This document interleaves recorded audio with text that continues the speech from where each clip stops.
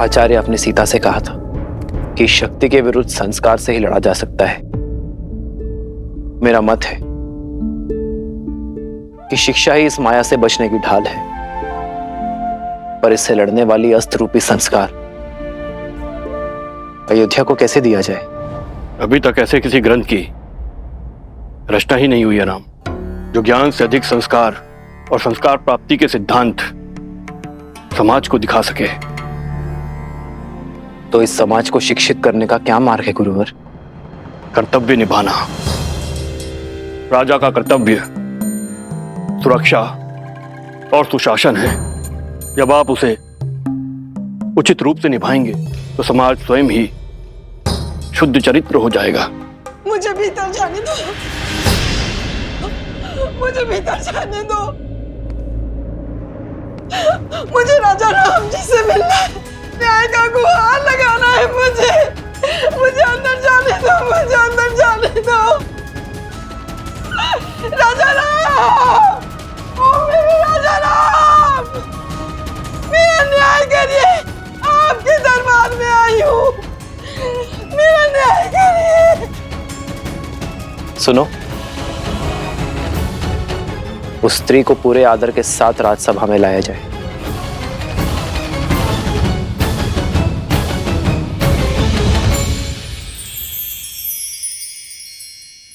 समय आ चुका है, खाओ, अन्यथा राम कहेगा कि मेरी पत्नी का ध्यान नहीं रखा। हाँ, कह सकती हो। पत्नी का ध्यान रखने का गुण उसे उसके पिता से जो मिला है। यदि आप क्रोधित ना हो तो आपसे एक बात पूछूं माता? क्या पिताश्री महाराज दशरथ भी आपका इतना ही ध्यान रखते थे? बताइए माताश्री। ध्यान ही नहीं रखते थे, सम्मान भी बहुत करते थे। कोई स्मरण बताइए ना माता। हाँ माता, बताइए ना।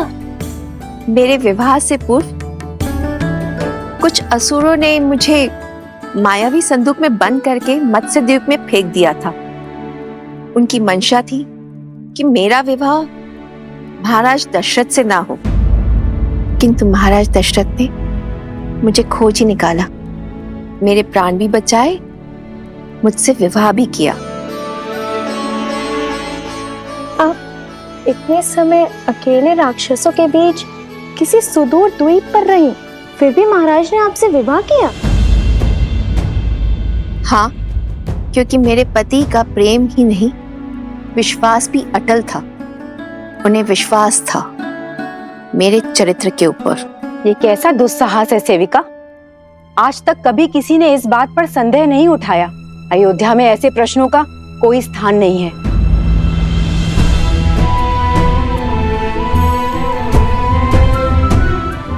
और एक बात, एक पत्नी के चरित्र का प्रमाण उसकी प्रतापी संतान होती है।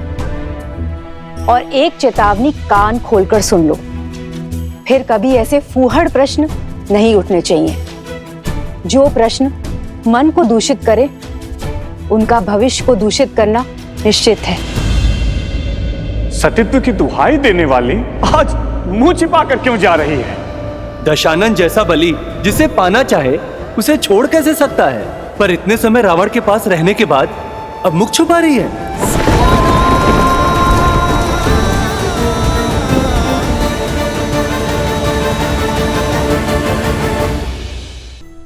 महाराज, नदी में ज्वार आया हुआ था, नौका नहीं मिला, भयानक आंधी और वर्षा हो रही थी। इसी कारण मैं अंधकार के पूर्व घर न लौट सकी। सिर्फ इसीलिए मेरे पति ने मेरा बहिष्कार कर दिया। पूरी रात मैं बिना खाए पिए तट पर बैठी रही, और मेरे पति का कहना है कि मैं नाव चला के स्वयं क्यों नहीं चली आई, खाली मटके के सहारे नदी पार क्यों नहीं कर ली, या मैं डूबकर मर क्यों नहीं गई। महाराज, मैं उनका संदेह कैसे दूर करूं, कैसे सिद्ध करूं कि इनके अतिरिक्त मेरे इस मन में किसी और का स्थान है ही नहीं। एक नारी के लिए इससे बड़ा लालचन और कुछ नहीं है महाराज। मैं जानती हूँ आत्महत्या से बड़ा और कोई पाप नहीं।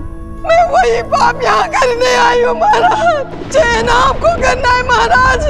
या तो आप न्याय कीजिए या तो फिर मुझे आत्महत्या करने की अनुमति दीजिए महाराज, अनुमति दीजिए।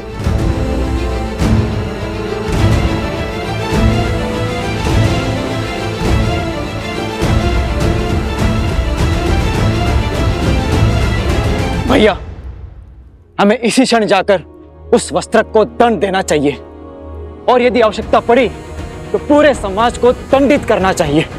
भरत,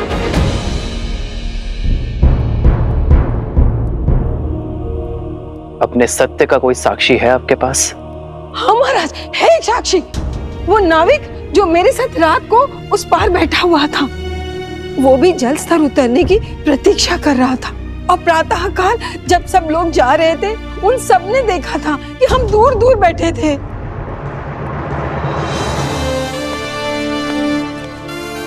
उस नाविक को दरबार में प्रस्तुत किया जाए। कौवे के घोंसले में अंडे किसके हैं?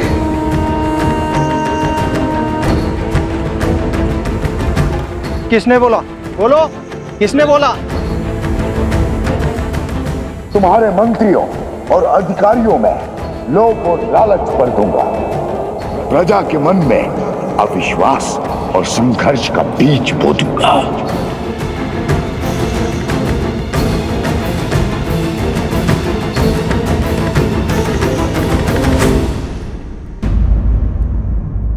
स्त्री को सम्मान सहित राज्य के आश्रय में रखा जाए। शीघ्र ही सभी पक्षों को सुनकर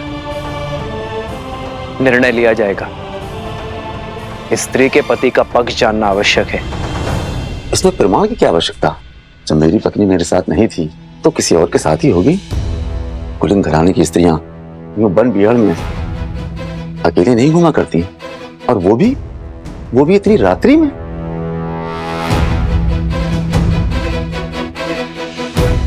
राजकुमार, राजमहल में घटनाएं छुपाना सरल है, क्योंकि भय के मारे वहां कोई कुछ नहीं बोल सकता।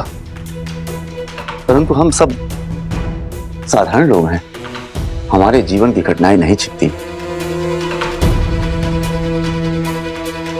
राजा से कोई प्रश्न नहीं पूछ सकता, पर हम पर उंगलियां तुरंत उठ जाती हैं। दुष्ट!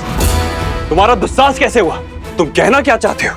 देखा ना राजकुमार, राजमहल के विषय में प्रश्न हो तो ये प्रतिकार मिलता है आपके द्वारा। देखा गांव वालों, ये अन्याय है। उचित अनुचित का निर्णय राजा करते हैं, कोई और नहीं। छोड़िए, प्राण निकल जाएंगे। ये कैसा न्याय है? राजकुमार छोड़ दीजिए।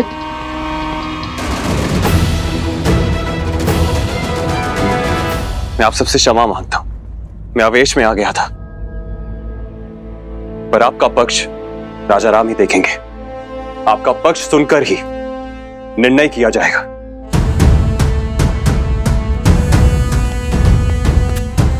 बात इतनी बढ़ गई है, अब महाराज ही न्याय करेंगे।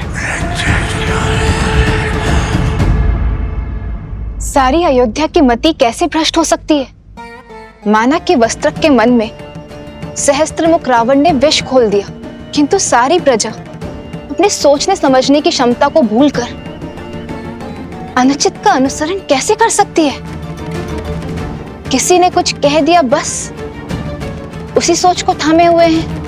अनियंत्रित मन और मस्तिष्क दोनों ही विनाश की ओर लेकर जाते हैं, और मनुष्यों की यही दुर्बलता सहस्त्रमुख रावण का बल है। किसी भी मत या विचार को सत्य मानने से पूर्व अपने बड़ों या गुरुजनों से उसके औचित्य का प्रमाण अवश्य लेना चाहिए। परंतु लोग अपने भीतर विद्यमान अहंकार की बेड़ियों के रहते ऐसा नहीं कर पाते, और अपने अपने तथ्यों को सत्य मान अपने अपने निष्कर्ष निकाल बैठते। कुछ ऐसा ही हो रहा है अयोध्या की प्रजा के साथ। अब सियाराम का अगला युद्ध इसी सोच के विरुद्ध होगा। ये द्वंद्व ही है उनके जीवन का अगला पड़ाव। सियाराम, सियाराम।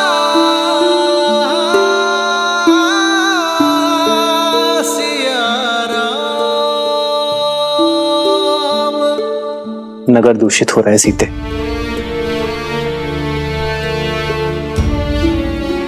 आज एक स्त्री को उसके पति ने केवल इसलिए घर से निकाल दिया क्योंकि उसे उसके चरित्र पर संदेह था, क्योंकि किसी संकट के कारण उसे एक रात्रि घर से बाहर रहना पड़ा।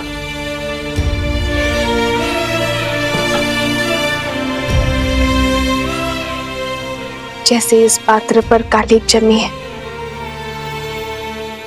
वैसे ही कुविचारों की कालिक प्रजा के मन में जम गई है आर्य। तो हमें करना ये है कि अपने विचारों और विश्वास के स्वच्छ वस्त्र से इस कालिक को पोंछना है। जब कालिक साफ हो जाएगी तो हमारी अयोध्या फिर से दमक जाएगी। राम सिया राम सिया राम सिया राम, राम सिया राम सिया राम।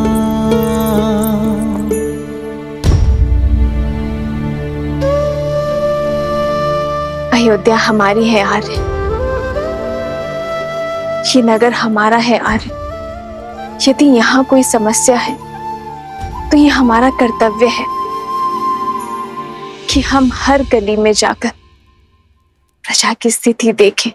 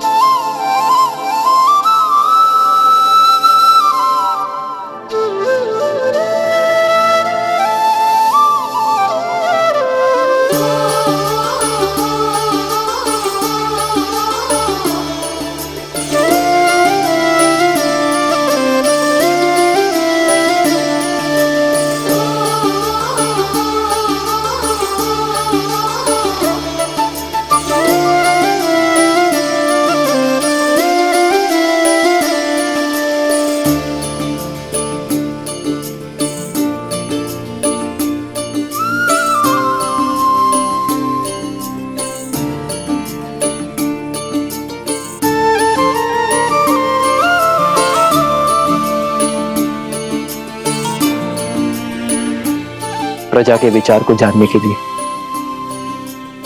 प्रजा का अंग बनना होगा सीते। जो एक राजा के आगे अपनी बात खुलकर नहीं कह पाएंगे, वो एक साधारण नागरिक के आगे अपनी बात कभी नहीं छुपाएंगे। प्रतिदिन आप पर गर्व बढ़ता ही जाता है आर्य। आप जितने अच्छे पति और पुत्र हैं, उससे भी अच्छे राजा हैं।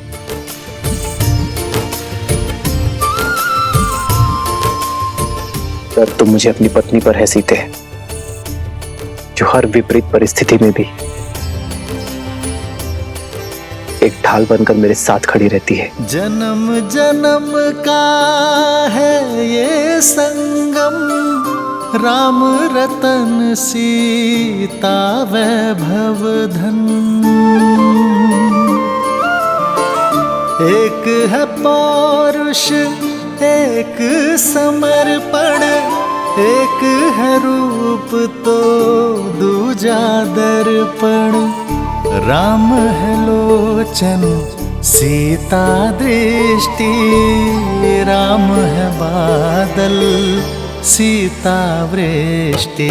राम सिया राम सिया राम सिया राम, राम सिया राम सिया राम सिया राम सिया राम सिया राम सिया राम, राम सिया राम सिया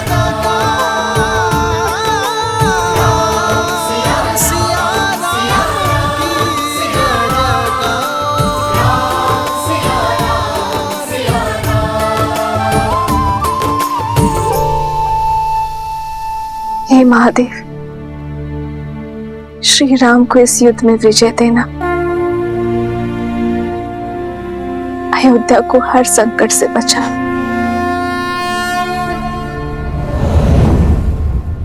सुना है कि राजा के भाई शत्रुघ्न ने वस्त्रक पर आक्रमण कर दिया है। वही तो, ये कैसा शासन है? जब किसी पर आरोप लगता है तो उसका न्याय किया जाता है, ना कि इसे ऐसे ही कहीं से उसको पकड़ लिया जाता है। प्रजा उचित अनुचित की सीख अपने राजा से ही तो पाती है। यदि हमारे रघुवंशी ऐसा समाज बनाना चाहते हैं जहां स्त्रियों की त्रुटियों पर पर्दा डाला जाए, तो ऐसे तो हम दूसरे नगर में पहुंच जाएंगे भाई।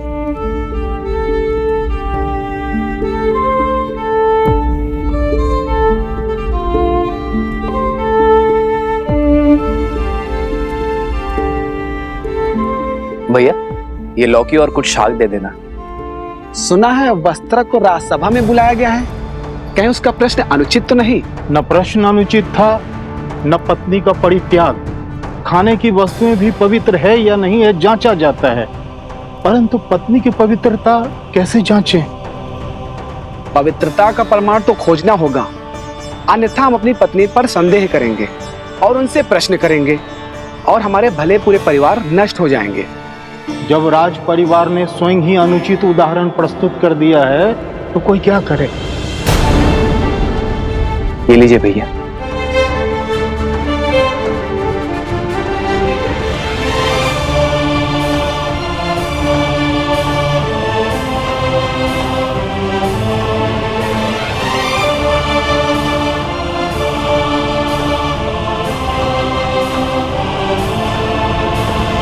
संस्कार से ही इसे पराजित किया जा सकता है।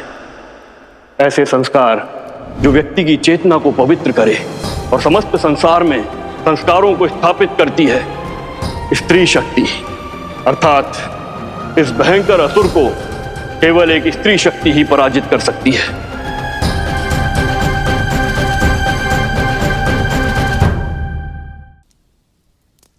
पुंसावन संस्कार तो मंगल पूर्वक संपन्न हो गया। अब सीमांतोन्नयन की सज्जा प्रारंभ करनी है।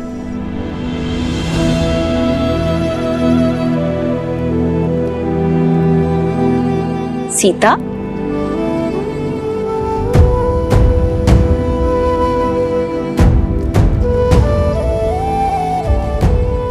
पुत्री, अभी तक जाग रही हो? स्वास्थ्य तो ठीक है ना? आओ, बैठो बैठो। घबराहट हो रही है? चल पियो। मैं ठीक हूँ माता, बस श्री राम की प्रतीक्षा कर रही थी। आपके कक्ष में प्रकाश देखा तो यहाँ आ गई। आप अभी तक सोए नहीं? तुम्हारी नींद पति ने उड़ाई है और हमारे पुत्र ने। नींद ही क्या, दादी बनने के आनंद ने भूख और प्यास सब ले लिया है। पुत्री, इस अवस्था में कभी कुछ खाने का मन करता है या मन में कोई इच्छा भी जागृत होती है? तुम कहो तो कुछ बनवा दूं? भोजन नहीं, मैंने श्री राम से अपनी मन की इच्छा प्रकट की है। मैं कुछ समय के लिए वन में रहना चाहती हूँ, किसी महान ऋषि के सानिध्य में ज्ञान प्राप्त करना चाहती हूँ और श्री राम ने वचन दिया है कि वो मेरी इच्छा अवश्य पूरी करेंगे। उत्तम विचार है पुत्री। गर्भ अवस्था में गर्भ में जो संस्कार देते हैं उसी से उसका चरित्र और भविष्य निश्चित होता है। माता की दशा ही संतान में संस्कार देती है। पर दीदी, आश्रम का जीवन कष्टदायी होता है और इस अवस्था में विश्राम करना महत्वपूर्ण है। जीवन भर महलों के सुखों ने मुझे वो नहीं सिखाया जो 14 वर्षों के वनवास ने मुझे सिखा दिया। आपकी सीता हर स्थिति में, हर परिस्थिति के अनुरूप ढलने में सक्षम है।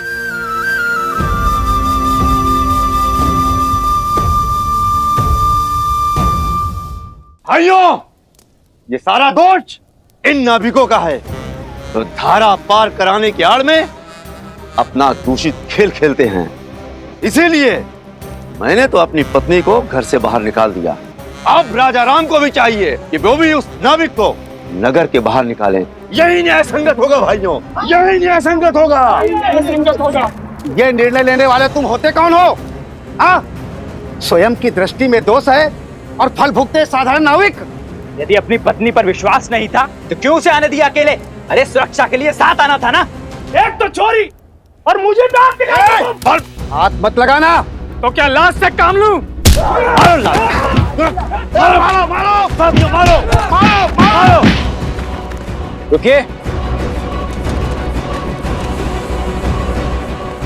क्या कर रहे हैं आप लोग? अयोध्या का यही यश रह गया अब? आज से पहले कभी भी अयोध्या वासियों का मैंने ऐसा रूप नहीं देखा। ये द्वंद्व छोड़िए, राज्यसभा में आ जाना।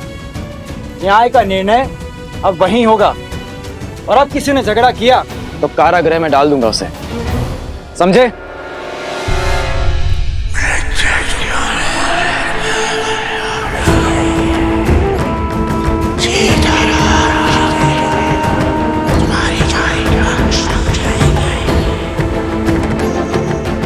कल का दिन मेरे राज्य के लिए बहुत कठिन होगा। मुझे एक कठिन और कटु निर्णय लेना होगा। जीवन भर महलों के सुखों ने मुझे वो नहीं सिखाया जो 14 वर्षों के वनवास ने मुझे सिखा दिया। आपकी सीता हर स्थिति में, हर परिस्थिति के अनुरूप ढलने में सक्षम है। ठीक है, अब तुमने मन बना ही लिया है तो रोकेंगे नहीं। राम से बात करके जाने की व्यवस्था करवाते हैं।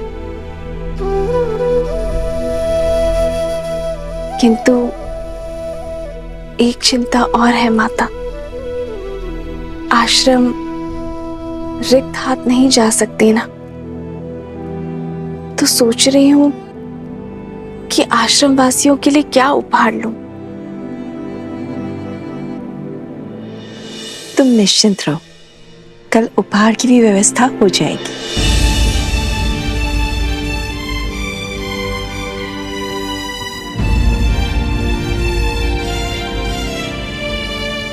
जब राज परिवार ने स्वयं ही अनुचित उदाहरण प्रस्तुत कर दिया है तो कोई क्या करे।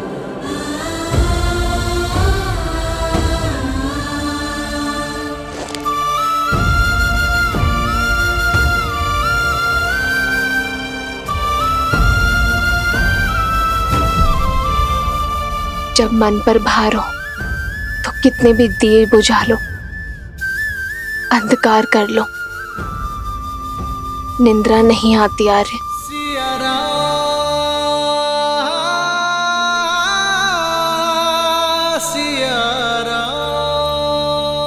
मैं आपकी चिंताएं समझ सकती हूँ आर्य। आपकी प्रजा, आपके राज्य और सीता की चिंतन आपको विश्राम नहीं दे रहे।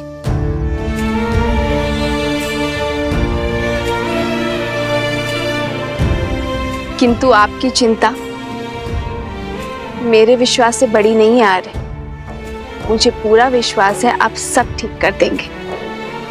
इस राज्य को सुख, शांति, धर्म का स्थान, राम राज्य देंगे।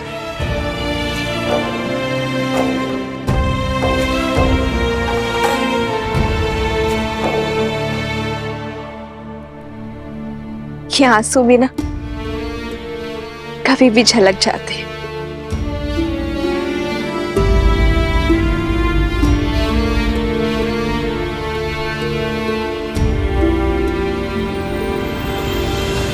राम सिया राम सिया राम सिया राम, राम सिया राम सिया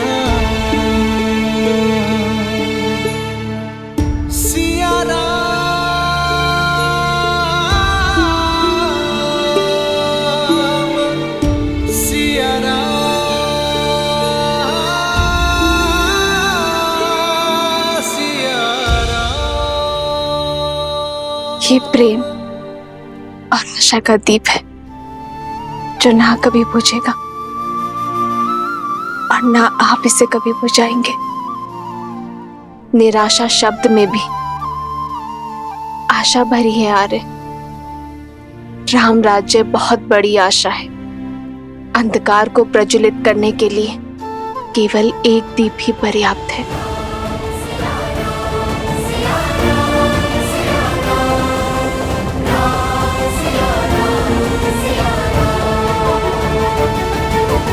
सियावर रामचंद्र की, सियावर रामचंद्र की, सियावर रामचंद्र की, सियावर रामचंद्र की, सियावर रामचंद्र की, सियावर रामचंद्र की। जानते हो यहाँ क्यों उपस्थित हो? क्षमा प्रभु, परंतु मैं भी यही समझने का प्रयास कर रहा कि मुझे यहाँ क्यों बुलाया गया है। न्याय के लिए। दरबार में याचक और जाचक दोनों को न्याय के लिए बुलाया जाता है। ना ही मैंने कोई याचना की है और ना ही मैं कुछ जाचक हूं। फिर भी यह समझने का प्रयत्न कर रहा हूं कि मैंने ऐसा कौन सा अन्याय या अपराध किया है जिसके लिए मुझे यहां बुलाया गया है। अपनी पत्नी का त्याग करना क्या अपराध नहीं है? क्षमा राजा राम, पर यह मेरा व्यक्तिगत निर्णय है और मेरे इस व्यक्तिगत निर्णय में ना कोई अपराध है और ना ही कोई राज्य का नुकसान। मेरे इस व्यक्तिगत मामले को दरबार में क्यों संबोधा जा रहा है? क्या आपके राज्य में स्वतंत्रता नहीं है व्यक्ति को अपने अपने निर्णय लेने के लिए? उद्दंडी वस्त्रक! लक्ष्मण,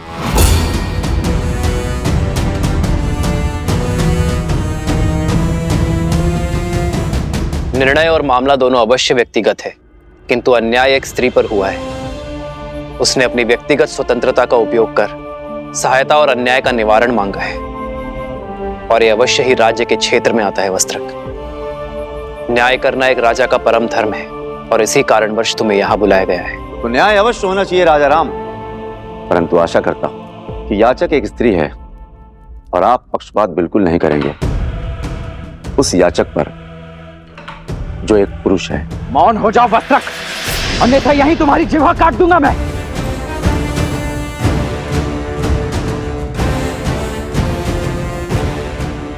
राजकुमार, आपके पास सत्ता है, शक्ति है और मेरे बचाव के लिए मेरे पास शब्द ही हैं। यदि आप मेरी जीवा काट देंगे तो मेरे ऊपर हो रहे अन्याय का मैं निवारण कैसे कर पाऊंगा? ना ही इनकी जीवा काटी जाएगी और ना ही तुम्हें रोका जाएगा। तुम्हें अपना पक्ष रखने की पूरी संधि मिलेगी। बताओ, अपनी पत्नी का त्याग क्यों किया तुमने वस्त्रक? ये रात भर घर पर नहीं आई और इसका यह कहना है कि इस नाभिक के साथ तट पर रात भर थी। इसलिए महाराज, मुझे इसकी पवित्रता पर संदेह है। संदेह संपूर्ण परिवार, मित्र और राज्य सबके लिए घातक होता है। यदि संदेह को प्रमाण का जोड़ ना मिले तो वो मात्र आरोप होते हैं। वस्त्रक महाराज, आरोप ही सही, तो मेरे इन आरोपों का इन दोनों के पास कोई प्रमाण है? विश्वास। अपनी पत्नी के साथ तुम कई वर्षों से रह रहे हो, इस नाविक को भी कई वर्षों से जानते हो। क्या इस नाविक ने कभी भी संदेह करने का अवसर दिया? क्या तुमने इस नाविक को किसी और स्त्री के साथ अभद्रता करते हुए देखा? क्या इस अविश्वास का प्रमाण है तुम्हारे पास वस्त्रक? तुम अपने घर के द्वार बंद कर दो और बाहर ना निकलो तो इसका यह अर्थ नहीं कि बाहर सूर्योदय नहीं हुआ है। वही तो राजा राम, द्वार बंद कर घर के भीतर बैठो, इससे यह भी तो नहीं कहा जा सकता कि सूर्य पर ग्रहण नहीं लगा है। और फिर महाराज, ये तो स्वयं स्वीकार कर रही है कि ये इस नाविक के साथ थी। फिर इस बात का क्या प्रमाण है कि इनके बीच कुछ घटित नहीं हुआ?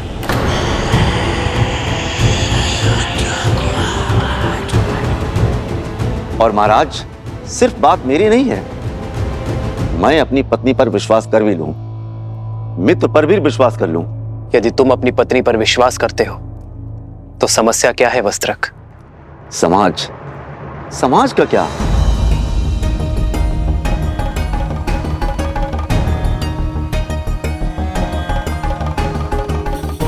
यही समाज जो जो अपनी बातों से मेरा घर फूकेगा, अपने कटाक्षों से मेरे संबंधों पर लांछन लगाएगा,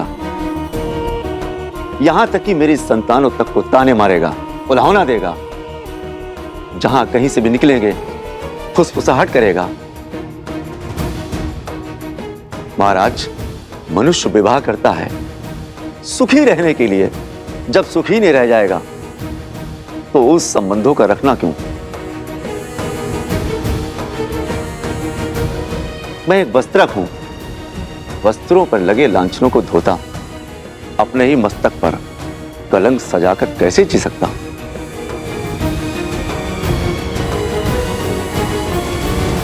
जिसे तुम कलंक का नाम कह रहे हो वो मात्र भ्रम भी तो हो सकता है वस्त्रक। कैसा भ्रम राजा राम? नाभिक से पूछिए। यदि मैं उसकी पत्नी के साथ रात भर अकेला रहता तो वो मेरे बारे में क्या सोचता? पूछिए मेरी पत्नी से। यदि मैं पर स्त्री के साथ रात भर बाहर बिताकर आता तो क्या मेरी पत्नी मुझ पर विश्वास करती? पूछिए इन सभाजनों से, यदि उनकी पत्नियां रात भर किसी और के साथ रहती क्या वे स्वीकार करते? यदि ये स्वीकार भी कर लेते तो क्या ये समाज तभी आवाज में बात नहीं करते, कलंकित नहीं करते?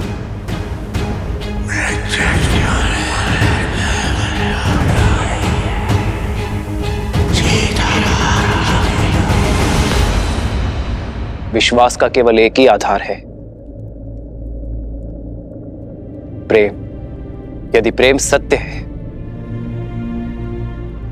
तो अविश्वास कैसा? यदि प्रेम है तो विश्वास क्यों नहीं? क्षमा करना महाराज, समाज के शब्द रूपी बाण सबसे पहले सुख पर वार करते हैं और फिर प्रेम पर प्रहार करते हैं। मैं किसी उच्च पद पर विराजमान नहीं हूं और ना ही कोई बड़ा सेठ हूं जिससे लोग भय से या सम्मान से चुप रहेंगे। मैं तो एक मामूली वस्त्रक हूं। वस्त्र धुलने में कोई कमी रह जाती है तो कोई कुछ भी सुनाकर चला जाता है। हो सकता है मेरी सोच अनुचित हो और यह भी हो सकता है कि मेरी पत्नी पवित्र हो, पर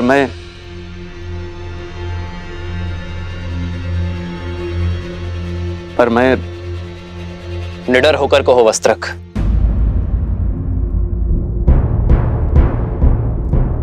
मैं मर्यादा पुरुषोत्तम राम नहीं हूं।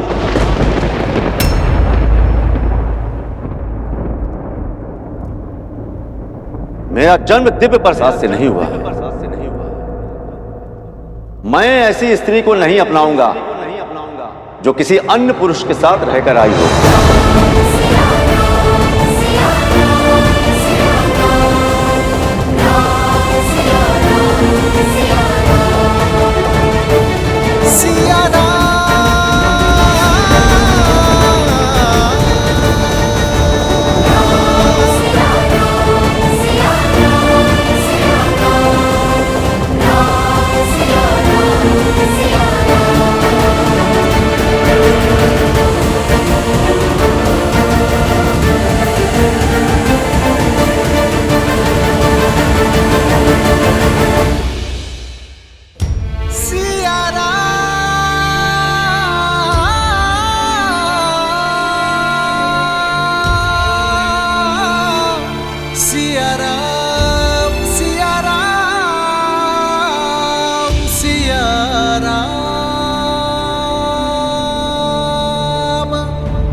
यदि हमारे रघुवंशी ऐसा समाज बनाना चाहते हैं जहां स्त्रियों की त्रुटियों पर पर्दा डाला जाए तो ऐसे में तो हम तो दूसरे नगर में पहुंच जाएंगे। जब राज परिवार ने स्वयं ही अनुचित उदाहरण प्रस्तुत कर दिया है तो कोई क्या करे? मैं एक वस्त्रक हूं, वस्त्रों पर लगे लांछनों को धोता, अपने ही मस्तक पर कलंक सजाकर कैसे जी सकता हूं? पूछिए इन सभाजनों से, यदि उनकी पत्नियां रात भर किसी और के साथ रहती क्या वे स्वीकार करती? मैं मर्यादा पुरुषोत्तम राम नहीं हूं। मेरा जन्म दिव्य प्रसाद में नहीं हुआ है। मैं ऐसी स्त्री को नहीं अपनाऊंगा जो किसी अन्य पुरुष के साथ रहकर आई हो।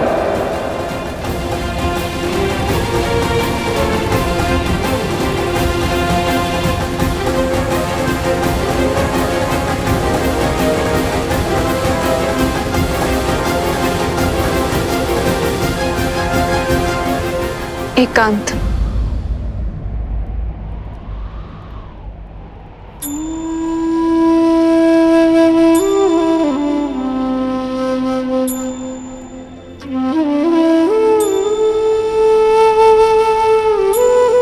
चरित्र का प्रमाण जो लंका में दिया, क्या वो अयोध्या में भी देना होगा? आर्य, अग्नि परीक्षा।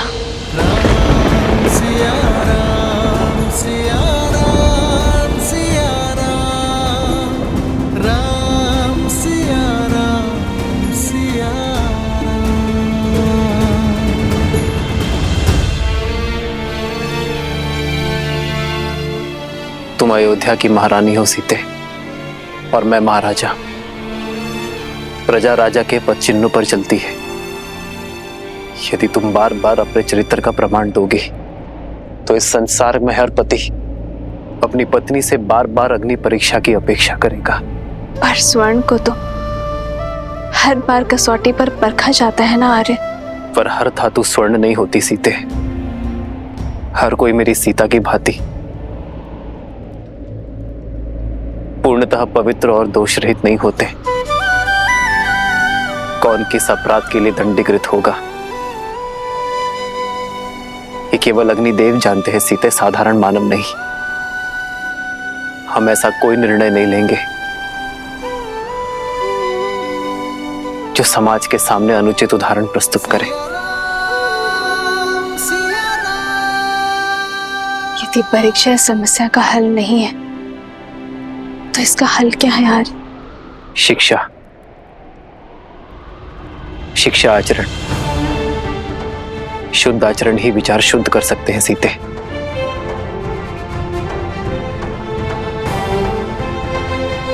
मैं नहीं जानता सीते कि अपने समाज को कैसे शिक्षित करूं, कैसे अपनी प्रजा के मन में उठ रहे प्रश्नों को रोकूं। वो प्रश्न जो उनके नेत्रों में दिखते हैं जब वो मुझे देखते हैं। धनिक सोच यार, जब तक मैंने स्वर्ण मृग नहीं देखा था तब तक मुझे उसके पाने की इच्छा नहीं थी। अर्थात जो नेत्रों को दिखता है वही मन को विचलित करता है आदि, और जो नहीं दिखता उसके विचार भी नहीं आते और उस पर प्रश्न भी नहीं उठते।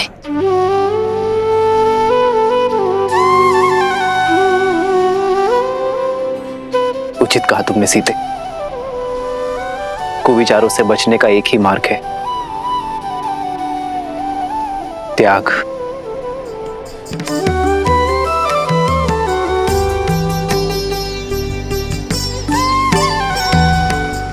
हम दोनों अपने राज्य का परित्याग कर देंगे तो ना ही कोई प्रश्न उठेंगे और ना ही कोई उत्तर की अपेक्षा करेंगे।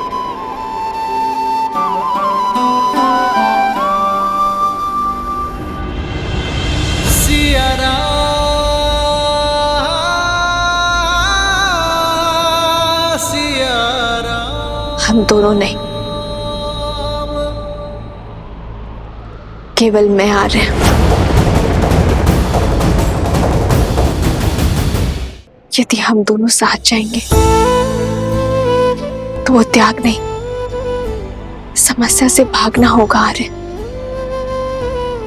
और रघुवंशी कभी समस्या से नहीं भागते।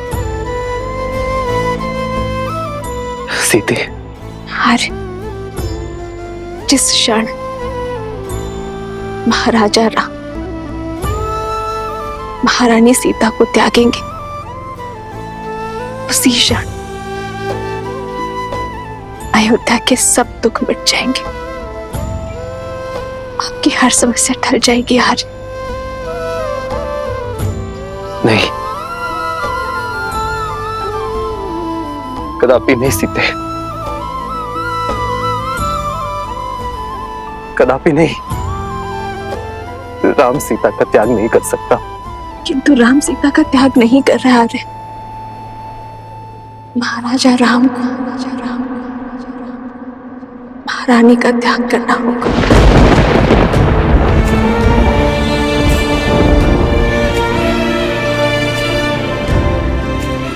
ये राजा राम पर उत्तरदायित्व है आर्य।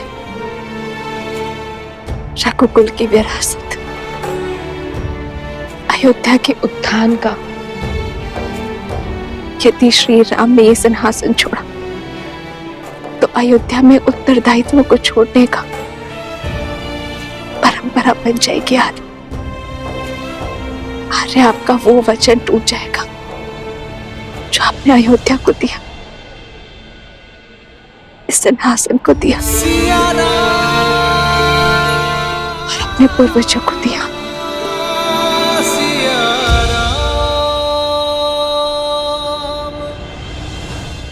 और उस वचन का क्या जो हमने एक दूसरे को दिए कि हर सुख में, हर पीड़ा में एक दूसरे का साथ देंगे, साथ में हर समस्या का समाधान भी निकालेंगे। अब आप केवल राजा ही नहीं, होने वाले पिता भी हैं आर्य। आप प्रजा रूपी संतान को शिक्षा देने का भार उठाई और मैं हमारी संतान को संस्कार सिखाऊंगी आर्य।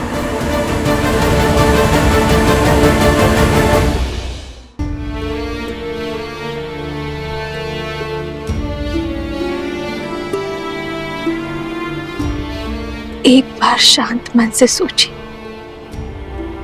जो समाज, जो प्रजा मुझ पर, इस पर इतने लांछन लगाने को तत्पर है, उस समाज के बीच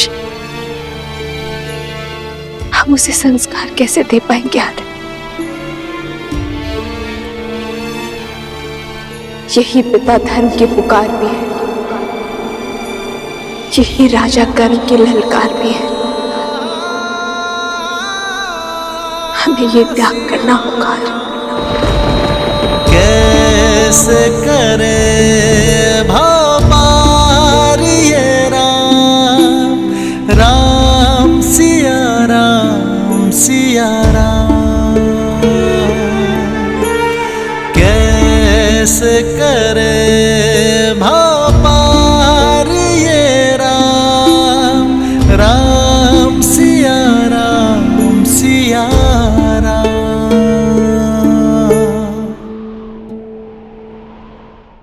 राजा राम को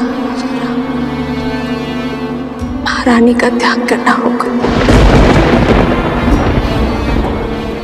एक बार शांत मन से सोचिए, जो प्रजा मुझ पर, इस पर इतने लांछन लगाने को तत्पर है, उस समाज के बीच हम उसे संस्कार कैसे दे पाएंगे आर्य? यही पिता धर्म की पुकार भी है, यही राजा कर्म की ललकार भी है। हमें ये त्याग करना होगा आर्य।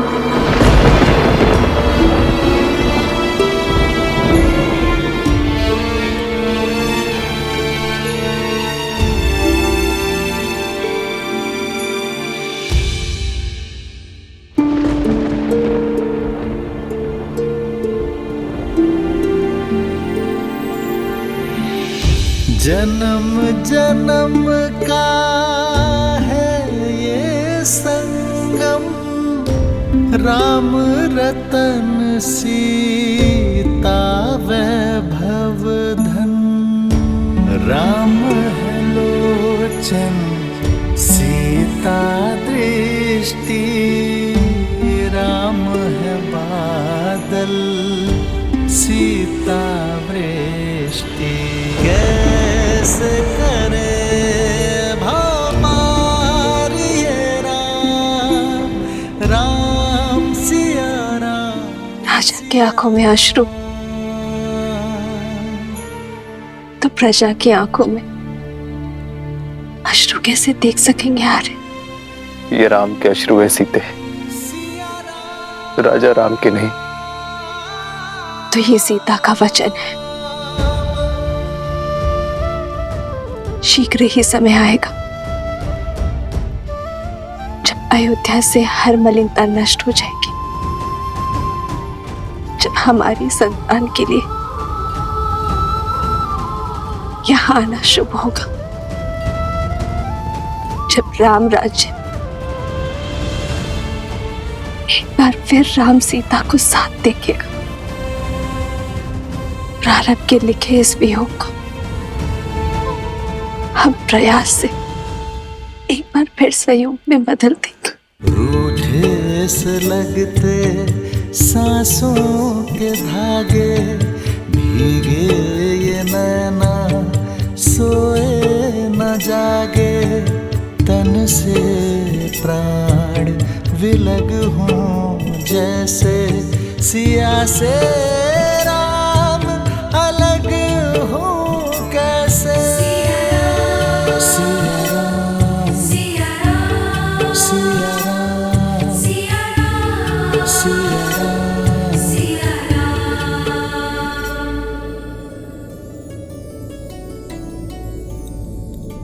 आश्रम में सभी लोगों को उपहार पहुंचने चाहिए और भूल कर भी कोई निषेध वस्तु आश्रम में नहीं जानी चाहिए। जी माता श्री।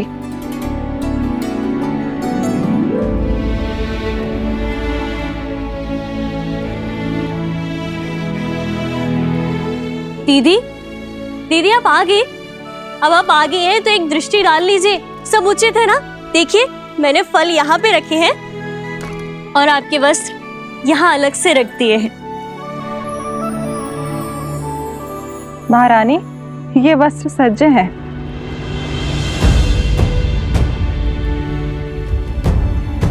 ये वलकल वस्त्र किसके लिए है? माता श्री कदाचित आश्रम की साध्वियों को भेंट करना चाहती हैं सीता दीदी, है ना दीदी?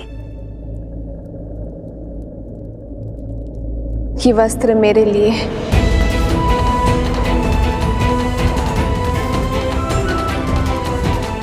वस्त्रों का मानव स्थिति पर बड़ा प्रभाव पड़ता है ना। आश्रम जा रही हूं तो वस्त्र भी सात्विक होना चाहिए।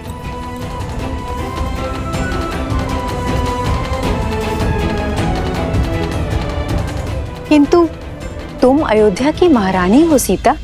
ये एक महाराज का ही सुझाव है माता।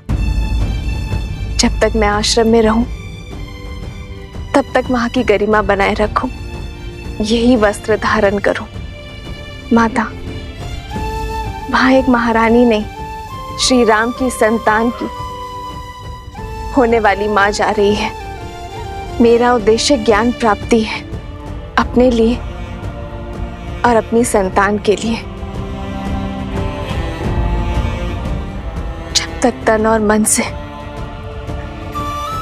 राजसिक प्रवृत्ति नहीं त्यागूंगी तब तक सात्विक कैसे ग्रहण कर पाऊंगी मैं?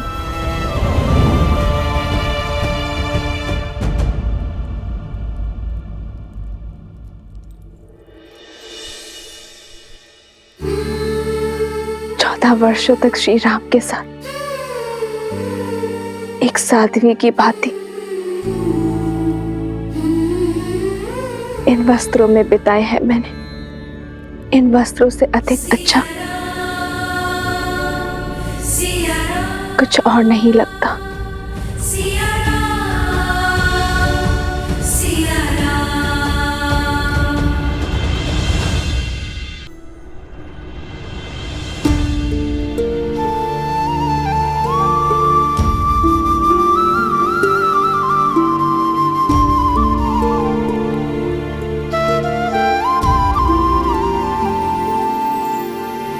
राम सिया राम सिया राम सिया राम। हम सुख में दुख में सदा एक दूसरे के साथ रहेंगे। राम सिया राम सिया राम सिया राम। राम सिया राम सिया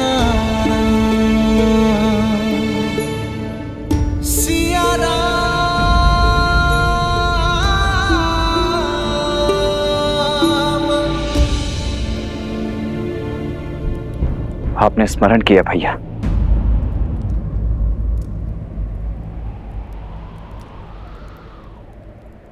केवल अयोध्या ही नहीं, संपूर्ण कोसल राज्य में सीता के पवित्रता के प्रमाण की मांग उठी है लक्ष्मण।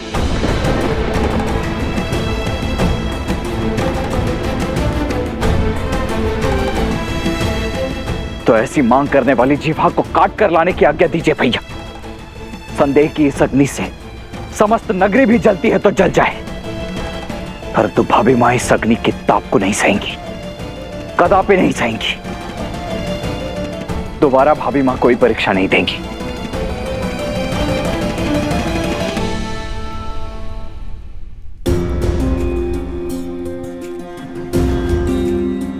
वो परीक्षा लंका में थी लक्ष्मण, कौशल राज्य उसका साक्षी नहीं था। भैया यदि कोई साक्षी नहीं था तो ना सही, परंतु इसका अर्थ यह नहीं कि हमारी भाभी मां संसार की हर स्त्री, हर पुरुष के लिए अपनी पवित्रता का प्रमाण देती रहे। प्रजा राजा की संतान की भांति होती है भरत, माता पिता की भांति। एक राजा को राज परिवार के लिए बलिदान देना पड़ता है, इसलिए किसी भी परीक्षण के प्रमाण की अपेक्षा प्रजा से की जाती है, तो राजा और राज परिवार से नहीं। यदि ऐसा है भैया तो केवल भाभी मां ही नहीं, हम सब भी इस अग्नि में प्रवेश करेंगे और अपनी शुद्धता का प्रमाण देंगे। अग्नि प्रवेश नहीं होगा भरत, क्योंकि राज परिवार का कर्म परंपरा बन जाती है। यदि ऐसा हुआ तो भावों में लिया गया निर्णय नियम बन जाएगा, और यह निर्णय न्याय और दंड का आधार बनेगा। कल को कोई भी व्यक्ति किसी पर भी संदेह होने पर उसे अग्नि में प्रवेश करने पर विवश कर देगा।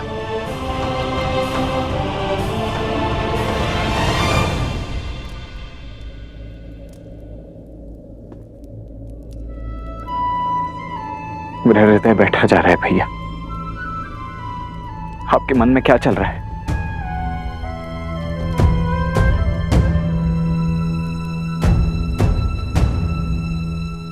ये धर्म संकट है लक्ष्मण, और धर्म संकट का एक ही हल है,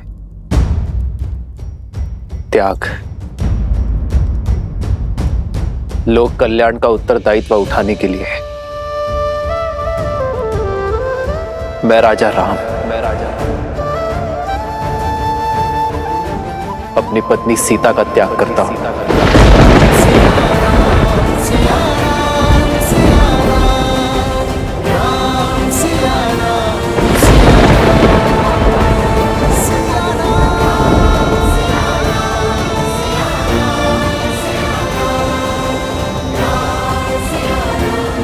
लक्ष्मण, तुम आज ही रात्रि सीता को वन में छोड़कर आओगे।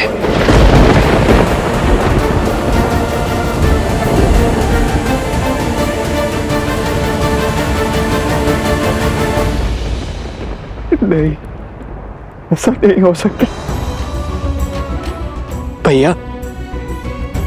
14 वर्षों के वनवास के पश्चात आप भाभी को जीवन भर का वनवास मत दीजिए।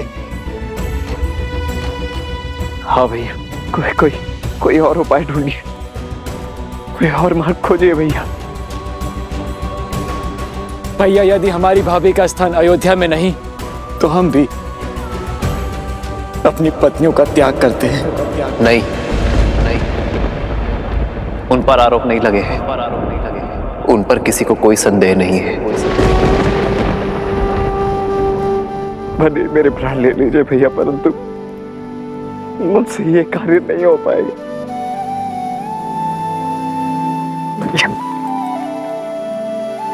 ये अन्याय मत होने दीजिए भैया। ये तुम्हारे भैया राम का आग्रह नहीं है लक्ष्मण, ये अयोध्या के राजा राम का आदेश है सेनापति लक्ष्मण को। ना ही तुम अपने प्राण त्यागोगे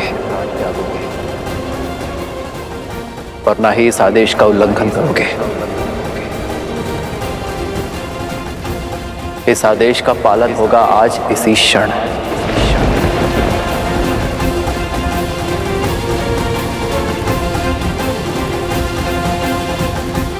ऐसा मत करिए भैया, मत करिए भैया। कोई और उपाय देख लीजिए, कोई और ऐसा मत करिए।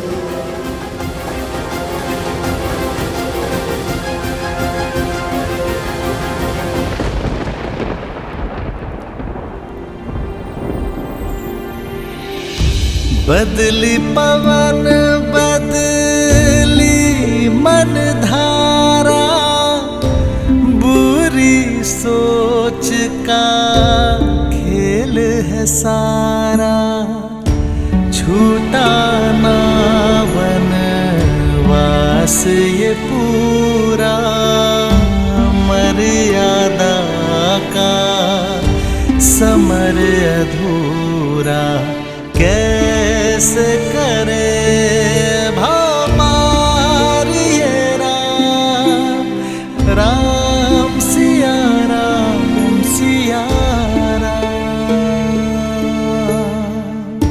सिया राम,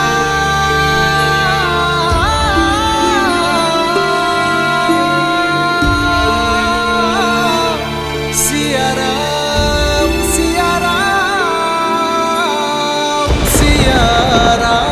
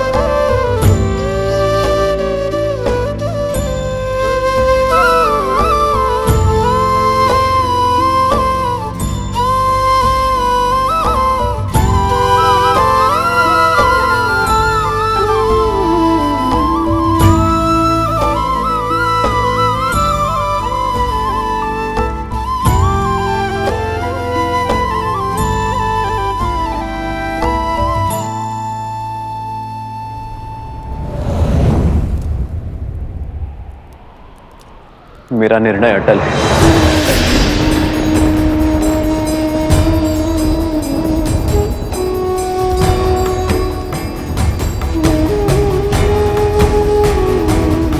एकांत, एकांत।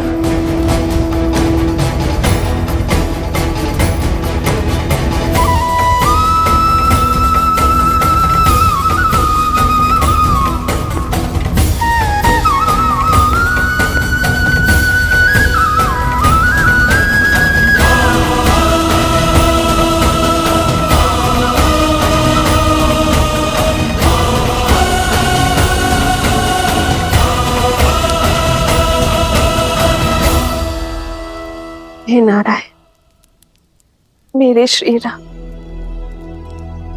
इस भूमि की कीर्ति बने रहे,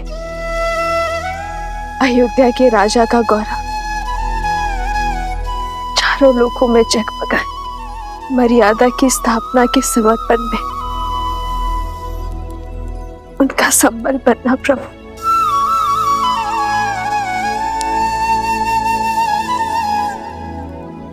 और जो त्याग का पथ मैंने चुना है, जो समर्पण का पथ मैंने लिया है, उसे पूरा करने की शक्ति मुझे देना प्रभु।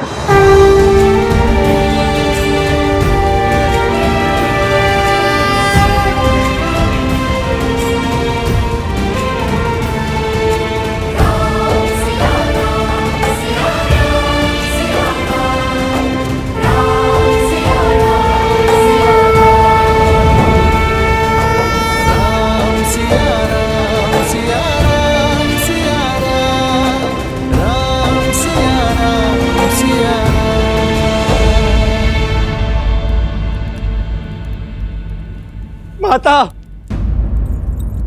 माता, भरत, माता वो भैया राम।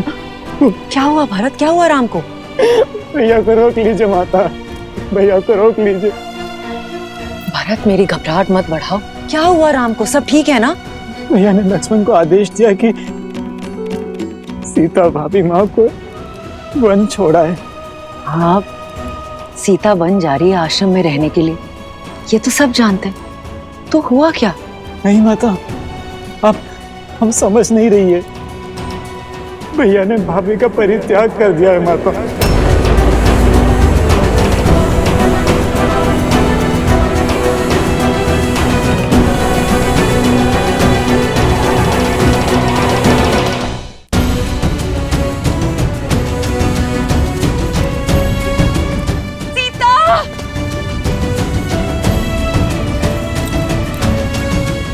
आर्य,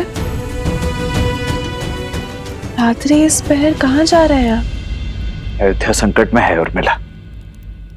रघुकुल पर बहुत बड़ी विपदा आन पड़ी है।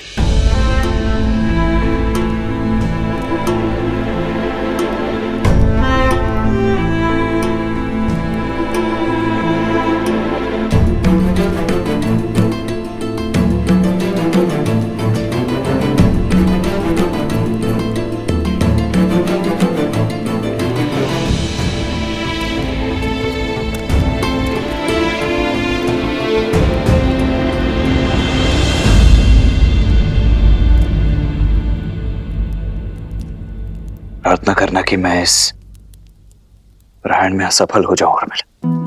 हुआ क्या है आर्य? आप किससे युद्ध करने जा रहे हैं?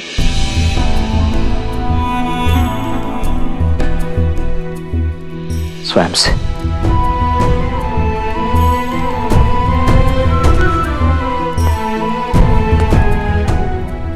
राजा राम ने अपने सेनापति को जो कार्य सौंपा है वो 100 रावण और मेघनाद का वध करने से भी अधिक कठिन है।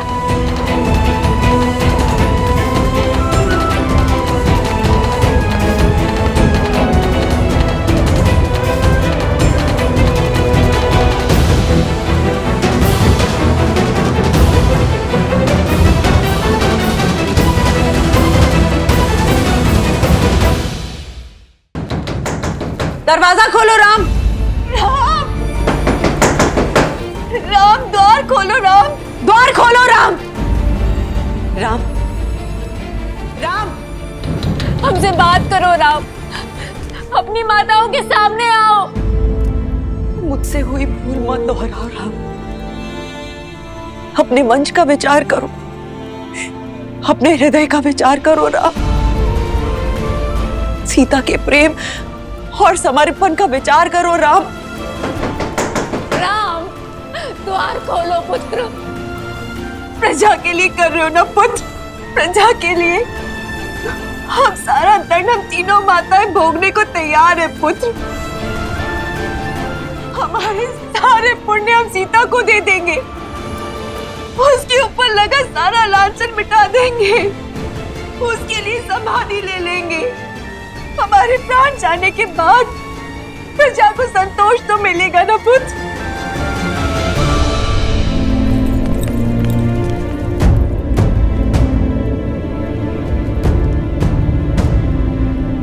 राम, विनती है तुमसे, सीता का त्याग मत करो राम।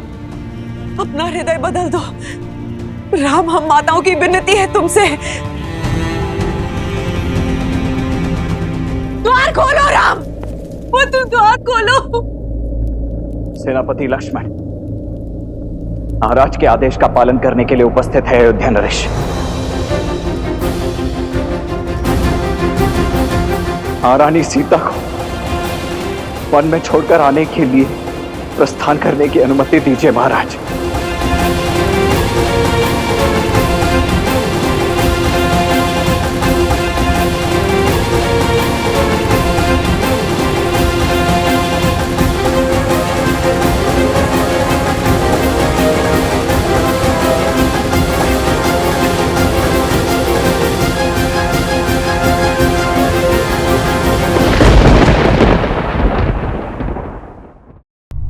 सेनापति लक्ष्मण महाराज के आदेश का पालन करने के लिए उपस्थित है अयोध्या नरेश।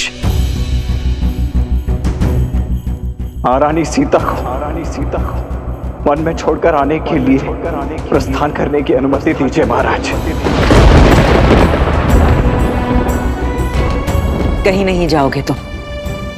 राम ने अपना निर्णय बदल लिया है। सीता कहीं नहीं जा रही, तुम कहीं नहीं जा रहे हो।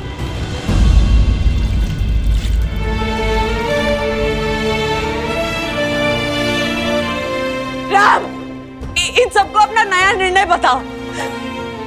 द्वार खोलो राम। राम,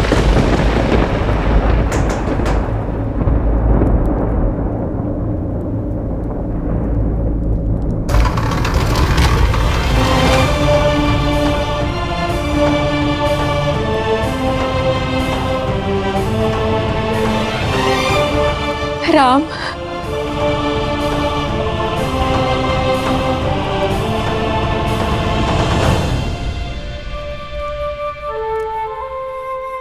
राम, बदल दो अपना आदेश पुत्र। मैं आज्ञा की प्रतीक्षा में। राजा राम का आदेश अटल है लक्ष्मण। तुम सीता को अयोध्या की सीमा से दूर वन में छोड़ा।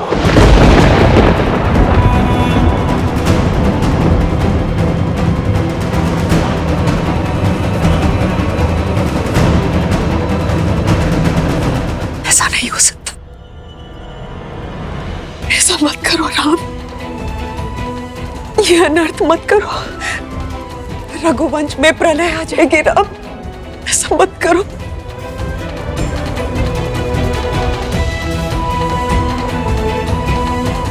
जो आज्ञा महाराज, जो आज्ञा महाराज। राम, राम, राम, ये अनर्थ होने से रोक दो। राम, राम, राम।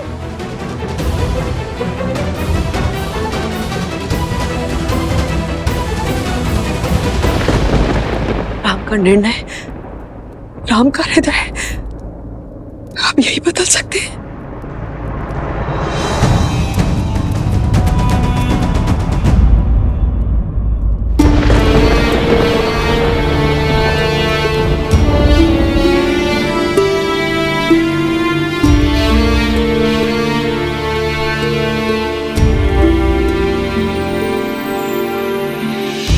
बदली पवन बदली मन धारा, बुरी सोच का खेल है सारा। छूटा ना वनवास ये पूरा, मर्यादा का समर अधूरा। कैसे करे भापार ये राम, राम सिया राम, सिया राम। क्षमा करना सीते,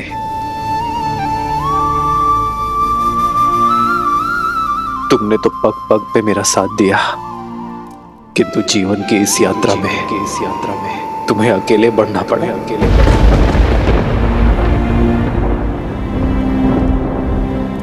सीता कभी अकेले हो ही नहीं सकती यार। आप भले ही दूर हो, पर आपका मन और आपकी आत्मा सदा मेरे साथ है।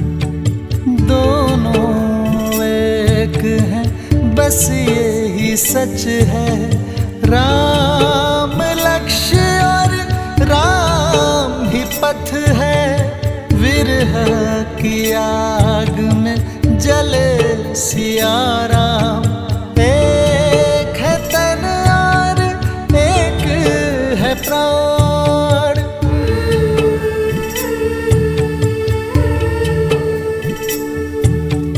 तन से प्राण विलग हों जैसे, सिया से राम अलग हो कैसे। सिया राम, सिया राम, सिया राम, सिया राम, सिया राम। अब आप ही राम को रोक सकते। कि यह अनर्थ होने से रोक दीजिए, रोक दीजिए, ये अनर्थ ना होने दीजिए।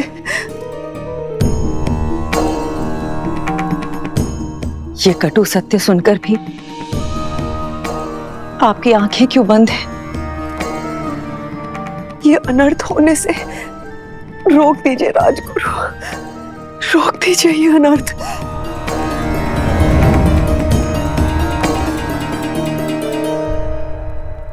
राम का गुरु होने पर भी उन्हें रोकने का अधिकार मुझे नहीं है राजमाता, क्योंकि यह निर्णय अयोध्या नरेश का है, जिनका हर आदेश पति धर्म से बढ़कर पिता के धर्म पर आधारित है। राजा के लिए प्रजा संतान के समान होती है और यह त्याग संतान के लिए है। समय कठिन है, राम का साहस बनिए, उनके निर्णय पर प्रश्न मत उठाइए देवी।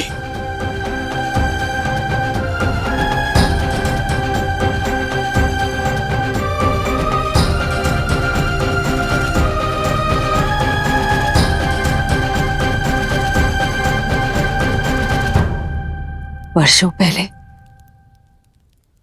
जो वचन मैंने मांगे थे, स्वार्थ की जो पराकाष्ठा मैंने रची थी, इस पीड़ा का दंश मुझे भोगना चाहिए, मेरी सीता को नहीं, मेरी सीता को नहीं। भूलिए मत महारानी, राम ने क्या कहा था? आप केवल निमित्त मात्र थी। ये सारा खेल नियति का खेला गया था। हम सब संसार में अपने अपने पात्र निभा रहे हैं और समर्पण तो बहती नदी के समान होता है। वो सुगम मार्ग नहीं, उचित मार्ग चुनता है, फिर चाहे वो कितना भी कठिन क्यों ना हो। राम और सीता को भी यह कष्ट सहन करना होगा।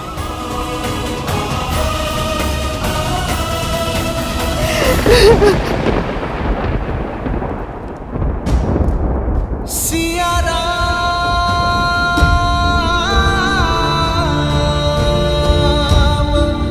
सिया राम,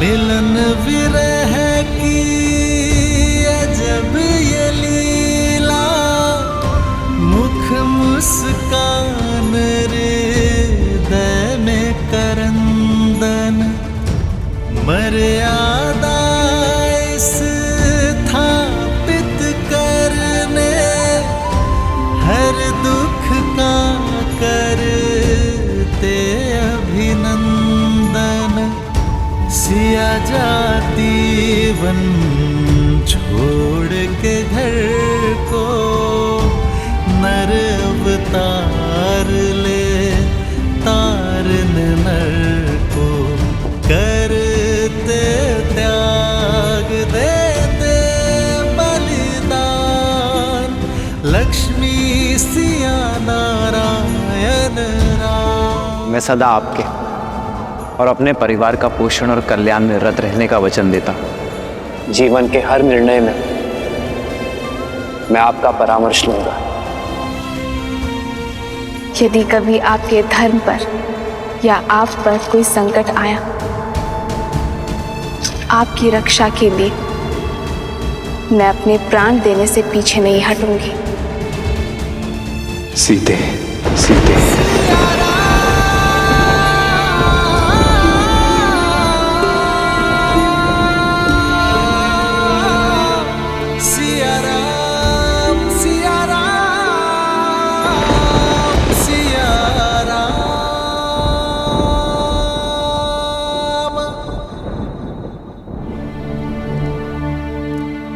यात्रा बहुत ही लंबी और कठिन है भाभी माँ। जो सरल हो वो राम का पति का।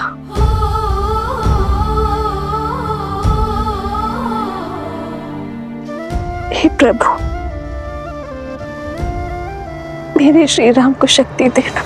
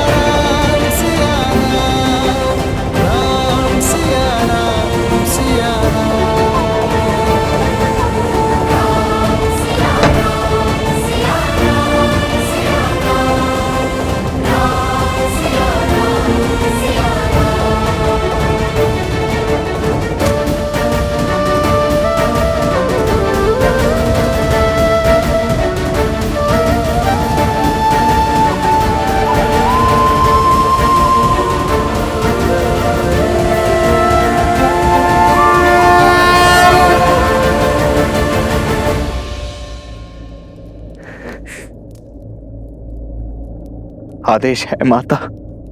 आदेश समय का, महानियति का, और ये इच्छा ईश्वर की है लक्ष्मण भैया। बड़ी है, वन प्रतीक्षा कर रहा है।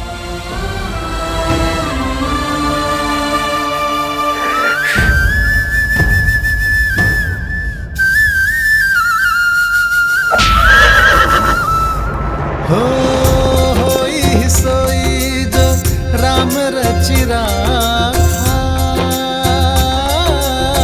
को करी तरक बढ़ावे साखा।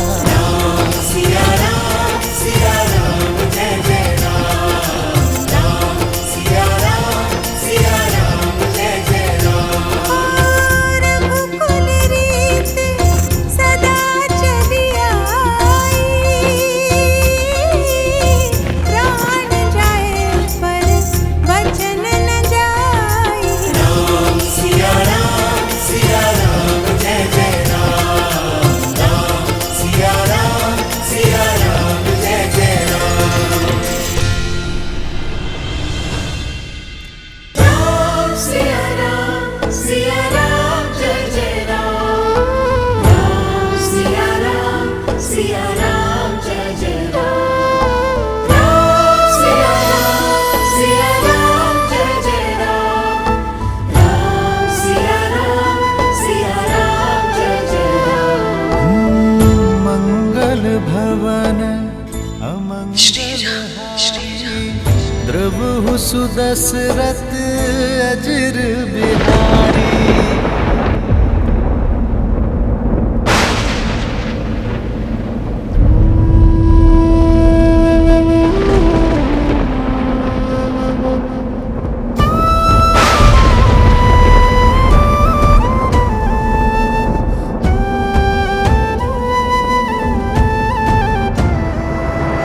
राम सिया राम जय जय राम, राम सिया राम जय जय राम।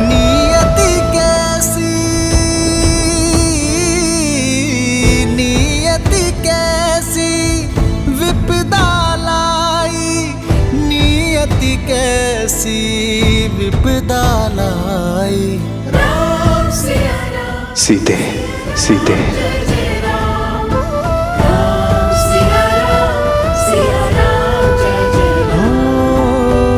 कैसी विपदा रघुकुल आई, वन को चले हैं सिया रघुराई। कष्टन सहते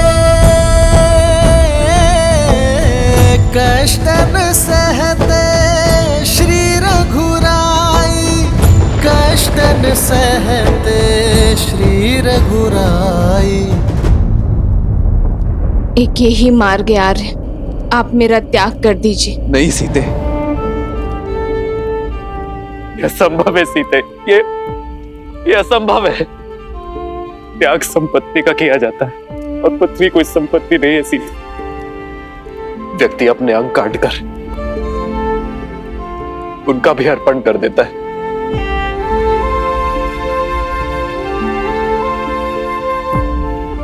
तुम कोई अंग नहीं हो सीते, जो किसी विशेष कार्य के लिए इस राम से जुड़ी हो। त्वमसि मे हृदयम द्वितीयम, तुम तो मेरा दूसरा हृदय हो। त्वम जीवितम मम, तुम तो मेरा जीवन हो सीते। और अपने जीवन का त्याग कैसे कर दूं मैं, अपने हृदय को कैसे निकाल दूं सीते। यदि ऐसा हुआ तब तो मैं ही नहीं रह जाऊंगा। इतना बड़ा कष्ट ही राम नहीं सह पाएगा सीते। तुम्हारा राम इतना बड़ा कष्ट नहीं सह पाएगा। केवल मेरे श्री राम ही कर पाएंगे। मेरे श्री राम अपने हृदय में शूल घोंपकर उस रक्त से शांति और आदर्श का पुष्प केवल मेरे श्री राम में खिला सकते हैं, अपने जीवन का त्याग करके। जीवन की परिभाषा केवल मेरे श्री राम में सिखा सकते हैं। साधारण मनुष्य तो भावनाओं के भावर में फंसते हैं आर्य, किंतु मेरे श्री राम उस भावर से निकलकर भावसागर को पार कर सकते हैं। राम मेरे राम मेरे राम मेरे राम, राम सिया राम सिया राम। स्मरण कीजिए आर्य, राज्याभिषेक के लिए तैयार होते समय आपने ही मुझे समझाया था कि जो जीवन पर से अपना अधिकार त्याग देता है वो ऋषि है, और जो ऋषि है वही राजा बन सकता है, क्योंकि राज्य कोई अधिकार नहीं, दायित्व है। जिसके हृदय में धीरज हो, कंधों पर भार उठाने की शक्ति हो, जिसके पैर वृक्ष के जड़ों के समान स्थिर हो, जिसका मन पर्वत की भांति अटल हो, ऐसे व्यक्ति को ही ईश्वर राजा बनने का दायित्व देते हैं। आपके सामने जब ईश्वर का दिया हुआ दायित्व का लक्ष्य है, तब आपको जीवन का मोह घेर रहा है। एक शाखा के मोह में जब वृक्ष गिर जाता है तो वृक्ष के आश्रित पशु, पक्षी और पथिकों का क्या होगा? हरे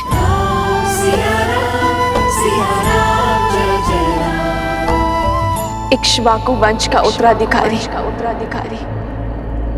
ना मोह धरेगा, ना दुख धरेगा, वो तो केवल समाज का कल्याण करेगा।